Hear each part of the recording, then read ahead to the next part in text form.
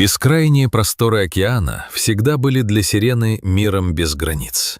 Величественная морская черепаха, чьи предки бороздили эти воды миллионы лет, привыкла к свободе и легкости скольжения сквозь толщу воды. Но в последние месяцы ее мир начал неумолимо сжиматься. Свобода сменилась непосильной тяжестью, а грация — мучительной борьбой за каждый сантиметр пути. На ее панцире, некогда обтекаемом и чистом, поселились незваные гости. Сначала это были лишь единичные морские уточки, но вскоре они превратились в настоящую колонию. Сотни и сотни болянусов, жестких острых паразитов, покрыли ее тело плотным серым ковром. Они были повсюду — на спине, на животе и даже вокруг нежной кожи ласт и шеи. Сирена превратилась в живой риф. Эта ноша была не только физической.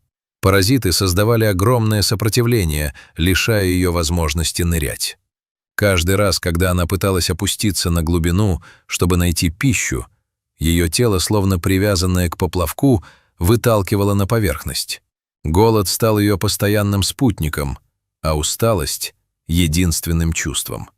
Она просто дрейфовала по течению, беспомощная и измученная, в опасной близости от берегов, где шум моторов проходящих катеров предвещал новую, еще более страшную угрозу.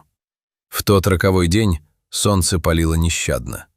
Спасательная группа патрулировала прибрежные воды после сообщения от местных жителей о странном объекте, качающемся на волнах. Когда их лодка подошла ближе, люди замерли в шоке. То, что они сначала приняли за кусок скалы или обросшее мусором бревно, оказалось живым существом. Ситуация была критической. Сирена едва держала голову над водой, чтобы сделать редкий судорожный вдох. Ее глаза были полузакрыты, а веки отяжелели от соли и изнеможения. Один из спасателей, понимая, что медлить нельзя, прыгнул в воду. Когда он коснулся черепахи, он почувствовал не гладкую кожу, а острые края сотен ракушек. Поднять ее на борт было непросто. Дополнительный вес паразитов сделал черепаху почти неподъемной. Но как только она оказалась на палубе, спасатели увидели то, что дало им надежду. Несмотря на полную апатию, в глубине ее затуманенных глаз все еще теплилась крошечная искра жизни. Это была воля к существованию, присущая существам, видевшим этот мир задолго до появления человека. Путь в реабилитационный центр был долгим. Сирену накрыли влажными полотенцами, чтобы защитить от перегрева, но ее состояние вызывало серьезные опасения.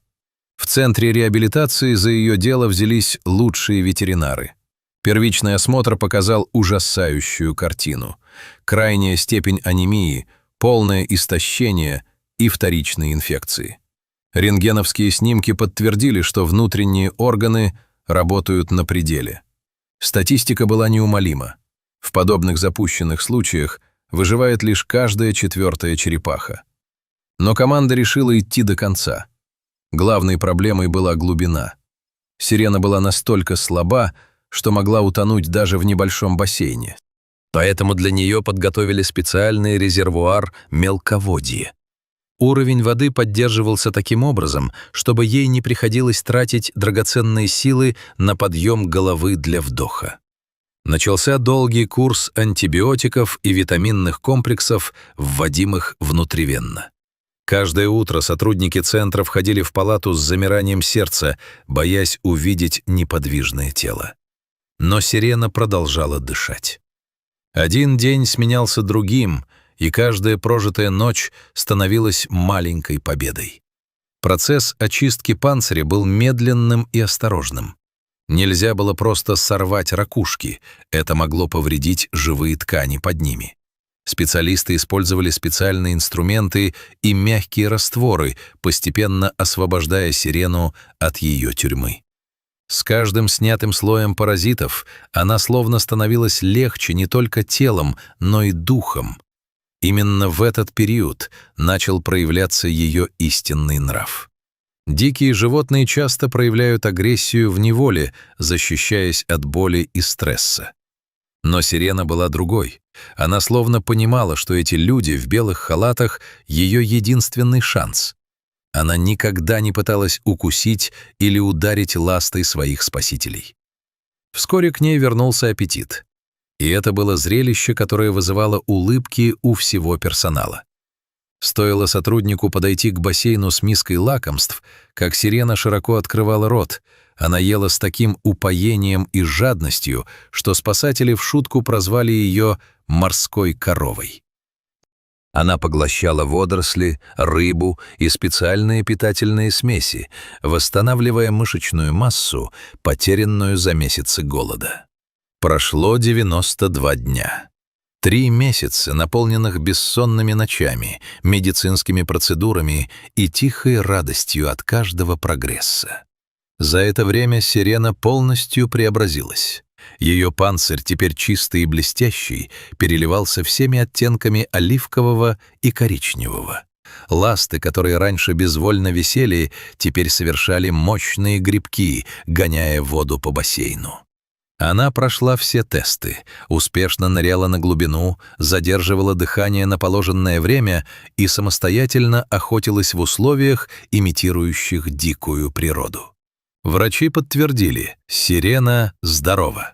Ее кровь была в норме, а вес соответствовал идеальным показателям для ее возраста и вида. Настал день, который вызывал у спасателей горько-сладкое чувство. За 3 месяца люди и черепаха стали чем-то большим, чем просто пациентом и врачами. Между ними возникла та невидимая связь, которая возможна только при спасении жизни. Но они знали, Сирена принадлежит океану, а не резервуару из пластика и бетона. Утро дня выпуска было ясным и спокойным. Сирену бережно поместили в транспортировочный контейнер и отвезли на тот самый пляж, недалеко от которого ее нашли 3 месяца назад. Когда контейнер открыли, теплый бриз коснулся ее морды. Сирена почувствовала запах дома. Она не медлила. Несмотря на тяжесть своего тела на песке, она начала уверенно двигаться к кромке прибоя. Каждое движение ласт было наполнено невероятной силой. Люди стояли поодаль, молча наблюдая за этим триумфом жизни. Первая волна лизнула песок под ее животом, затем вторая, более мощная, приподняла ее тело. Как только вода стала достаточно глубокой, Сирена включила свои двигатели на полную мощность. Один взмах, другой, и вот она уже скользит под водой, становясь едва заметной тенью в лазурной глубине. Она уплыла, не оглядываясь. Впереди у нее были 1000 миль пути, новые течения и бескрайние коралловые сады. А на берегу остались люди, в сердцах которых навсегда запечатлелся образ сильной и гордой черепахи, сумевшей победить смерть. История Сирены — это больше, чем просто рассказ о спасении одной особи. Это напоминание о том, как хрупок мир морских гигантов. Сегодня все виды морских черепах находятся под угрозой, часто из-за деятельности человека. Загрязнение океана, пластика и глобального потепления, которое способствует росту паразитов. Трансформация Сирены из обреченного живого камня в свободную обитательницу океана доказывает, что человеческое сострадание и наука способны творить чудеса. Но лучший способ помочь им — это заботиться об их доме, чтобы никому из них больше не пришлось бороться за каждый вдох под тяжестью невидимых оков.